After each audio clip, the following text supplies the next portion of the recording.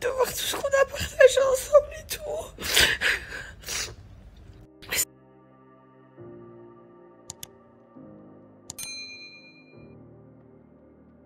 Bonjour à tous, j'espère que vous allez bien et que vous passez une excellente journée. On se retrouve aujourd'hui pour une nouvelle vidéo sur Marc Blatta. En effet, il y a quelques heures, le blogueur a confié à la toile que Maëva Guénam douterait de la confiance de ce dernier après l'avoir soupçonné de balancer des infos à Hicham H. En effet, depuis quelques mois maintenant, il faut dire que Marc Blatta et sa femme Nadé sont très proches de certains candidats de télé-réalité, dont Maëva Guénam. On les a d'ailleurs aperçus à plusieurs reprises sortir ensemble pour des activités sur Dubaï, alors qu'auparavant, Marc Blatta n'était absolument pas apprécié par les candidats de télé-réalité par les nombreux scoops qui balançaient à leur rencontre. Et je ne sais pas si vous avez visualisé la vidéo, mais hier, Hicham avait balancé publiquement à la toile que Akram quittait définitivement Dubaï pour rejoindre son pays natal, la France. D'ailleurs, si vous avez raté la vidéo en question, je vous invite à cliquer sur le petit i en haut à droite. Et une rumeur approuvée puisqu'à l'instant, Maëva et Akram sont sortis du silence et ont raconté que le binôme se sépare désormais après un choix mûr de Akram voulant quitter ce luxe et confort offert par Maëva à Dubaï pour retourner à ses sources en France. Après cette nouvelle, Marc a réagi aux accusations de Maëva et promet de n'avoir rien balancé. La question qui reste à se poser est donc d'où Hicham dépouille toutes ces informations étant très proche de Marc Blatta. Avant de vous laisser avec la vidéo, je vous invite à vous abonner et activer la cloche pour ne plus rien rater des prochaines vidéos et n'hésitez surtout pas à réagir en commentaire. Parce que Akram, il rentre en France et il arrête de travailler. Ces années, j'ai travaillé avec Akram, c'est surtout parce que c'est l'une des personnes en qui j'ai le plus confiance. Et sa décision qui est la sienne, je l'accepte. Je l'accepte. Et mais du coup, il va prendre la parole. Il va vous expliquer pourquoi... Il a voulu partir, donc ça c'est... Voilà. Donc du coup, j'ai pris la décision de partir. Ça fait plusieurs mois, enfin plusieurs semaines que je mûris cette réflexion. Il faut savoir que moi, je suis pas quelqu'un qui agit vraiment sur le coup des nerfs. Il n'est pas comme moi. Je prends vraiment le temps de réfléchir et tout. Et c'est vrai que, en fait, je me suis dit... C'est rien à voir encore une fois contre Maëva, c'est vraiment par rapport à moi. Je me suis posé, j'ai fait un bilan de ma vie et de la vie future que j'ai envie d'avoir. Il a envie tout simplement de rentrer en France et de...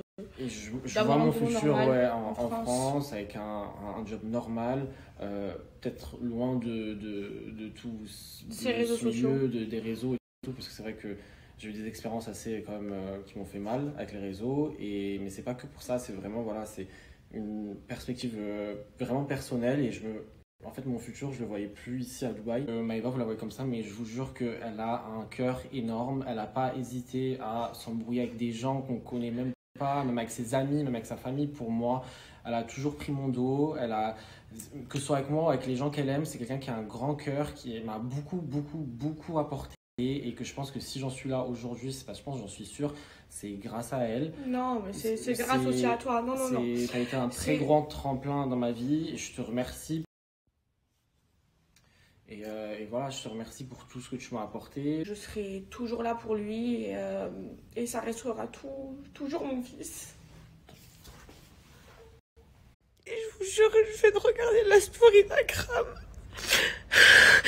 De voir tout ce qu'on a partagé ensemble et tout. Ça me tue. Ça me déchire le cœur. On a vécu trop de bons moments. C'était mon binôme. C'était mon meilleur allié. Mais ça l'est toujours. C'est juste qu'on travaille plus ensemble et qu'on vit plus ensemble.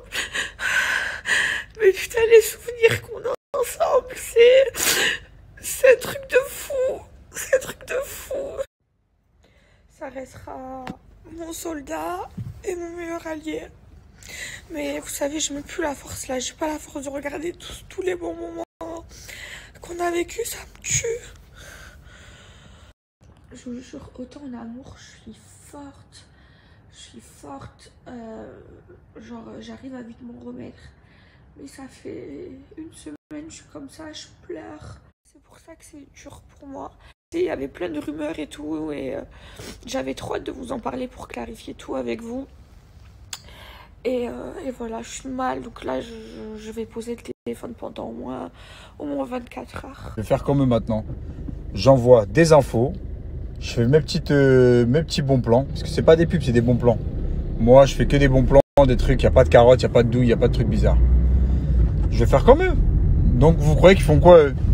C'est les premiers à faire ça. Ils vous créent des polémiques, ils vous inventent des fois même des polémiques où ils vous inventent même des situations comme la livraison d'une voiture alors que c'est une voiture qui a été retapée et tout le baratin. Ils vous inventent des situations pour soit éteindre un buzz, soit en refaire un pour derrière faire des pubs. Mais pas des pubs, c'est des douilles, ils veulent juste de l'argent. Moi, je pars du principe où c'est donnant-donnant. Tu fais tes placements si c'est arrangeant pour tout le monde. Si c'est une douille, ne le fais pas. Dans tous les cas, les gens vont plus te faire confiance après là-dessus. Ils vont se dire quoi? Vas-y, c'est des acteurs, ils sont là et qu'ils nous volent. Non, arrêtez de voler les gens. Faites des vrais partages.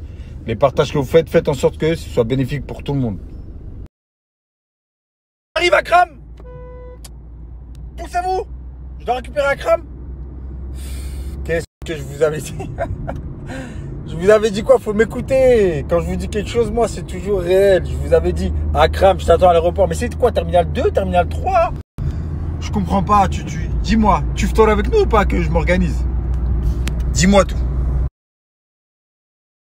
Bon, la famille, comme vous avez vu, il y a Hicham, il est en roue libre, il est en roue arrière. Moi, là-bas, c'est un clash que je me mêle pas. Mais le monsieur, il se défend. C'est-à-dire que le mec, il est là, on vient, on l'agresse, il se défend. Moi, je me mêle pas, ça vient, ça m'accuse d'avoir donné des informations. Et à un moment donné, c'est pas ma guerre. C'est-à-dire chacun, ils font leur guerre. Des fois, vous me voyez dans des snaps, je peux être avec des gens qui, de base, ils sont en guerre avec d'autres gens, etc. Moi, je vous explique, je suis quelqu'un, je suis détesté de base, on m'aime pas. Et je sais que les gens, ils parlent sur moi derrière mon dos. Et je sais que à quel point il y en a, ils font semblant de m'aimer. T'as capté ou pas? Mais Hicham, c'est pas pareil.